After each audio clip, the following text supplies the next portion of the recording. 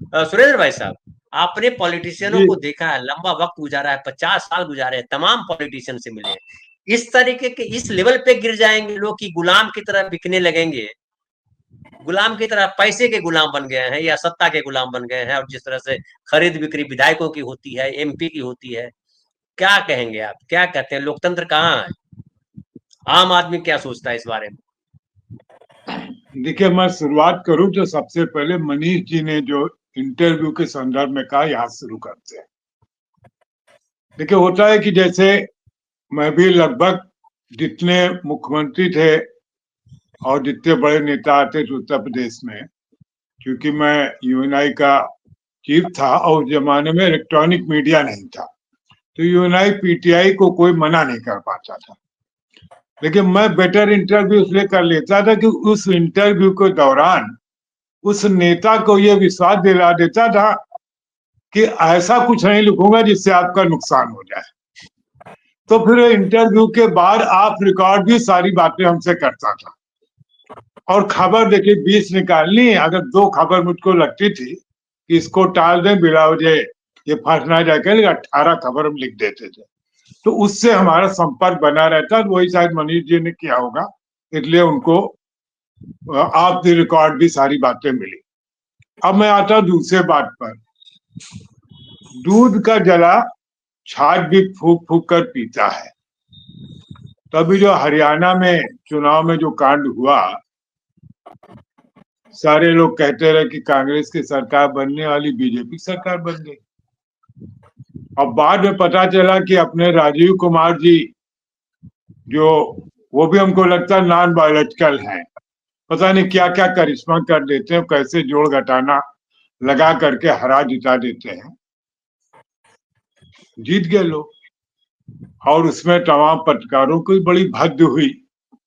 तो हम लोगों को भी भद्द हमारी ना हो, इसलिए अपनी सीमा में रह करके हम आकलन अपना बताएंगे। और दूसरी बात यह कि लोटस, ऑपरेशन लोटस जरूर होगा।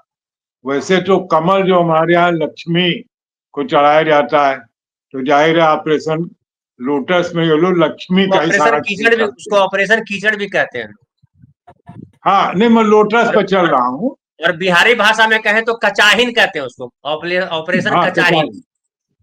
हाँ, हमारे यहाँ उसको कनपुरिया में कहते हैं किचाइन न मचाओ। हाँ, वो हम हाँ कचाहिन किचाहिन दोनों चलता है। हम मगध वाले हैं तो मगही में हाँ, कचाहिन बोलते हैं। हाँ, हमारे यहाँ मतलब किचाइन बोलते कचाहिन हैं। का मतलब है जब पैर से हिड़ दिया है, एकदम हाँ, मतलब मछली तो जो मैं अंदर घुसी बात हुई कर रहा हूँ थी वो भी कि बाहर आ जाती है फड़फड़ाती हुई। तो वो ऑपरेशन लोटस, वैसे तो हमारे धर्म, क्योंकि धर्म की आजकल बड़ी चर्चा है, तो मैं भी धार्मिक अंदाज में आपको एनालिसिस बता दे रहा हूँ। तो भगवान विष्णु कमल पर विराजमान रहते हैं और लक्ष्मी जी को कमल अर्पित किया जाता है, दीपावली में विशेष रूप से, अभी हाल ही में किया होगा हम लोगों ने। तो इसीलिए ऑपरेशन लोटस कह के वो कमल जो लक्ष्मी जी के चरण की वंदना करता था, वो अब एमपी एमएलए को खरीदने में काम आने लग गया। और जो हरियाणा में हुआ और जो जिस ढंग का एग्जिट पोल हुआ, उससे हम सब चकराए हुए। देखिए, हम कोई लंबी बात के उसका कोई मतलब नहीं, कि हमारे मन में शंका है कि ये खेल है क्या। तो इसलिए महाराष्ट्र में भी और झारखंड में भी दोनों जगह नेताओं को है कि शायद खरीद फरोख्त का काम होगा, मतलब किसी को स्पष्ट बहुमत नहीं मिलेगा। और मान लो अगर 4 सीट भी कम हो गई तो बीजेपी तो भाई खरीद लेगी। अभी तो कोई दिक्कत नहीं, अभी तो उनके अडानी साहब, हाल ही में पता चला कि 1750 करोड़ रुपए खाली आंध्र प्रदेश दोनों बिजली खरीदने में खर्च कर दिए। तो अगर 200-400 करोड़ रुपए वो एमएलए खरीदने में खर्च कर देंगे तो कोई दिक्कत नहीं होगी। जी। हम लोगों का जो यूट्यूबर्स है, हम लोगों का आकलन ये है कि नहीं, महाराष्ट्र में अगर वहां की जनता ने एनसीपी को ओरिजिनल, शरद पवार को एनसीपी माना और उद्धव ठाकरे को असली शिवसेना माना, तो गेम क्लियर है। और महाराष्ट्र विकास, महाविकास आघाड़ी जो है वो सरकार बना लेगी।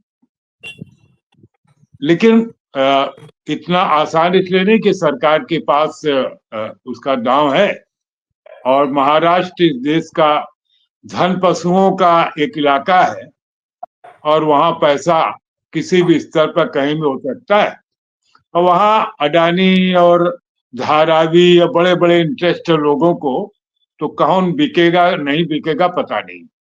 अभी बात हो रही थी झारखंड की, कल्पना सोरेन एक फैक्टर मुझे वहां लगती है, क्योंकि वैसे तो नेता नहीं थे, लेकिन जब 4-5 महीने उनके पति जेल में बंद रहे और फिर जब वो निकली, तो वहां के महिलाओं में ये भावना आई कि इस महिला ने अपने पति की सरकार बचाई।